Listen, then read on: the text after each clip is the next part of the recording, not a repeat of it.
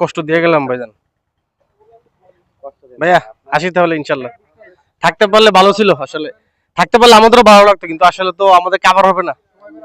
ইনশাল্লাহ ইনশাল্লাহ ইনশাল্লাহ ইনশাল্লাহ আসবো ভাইয়া।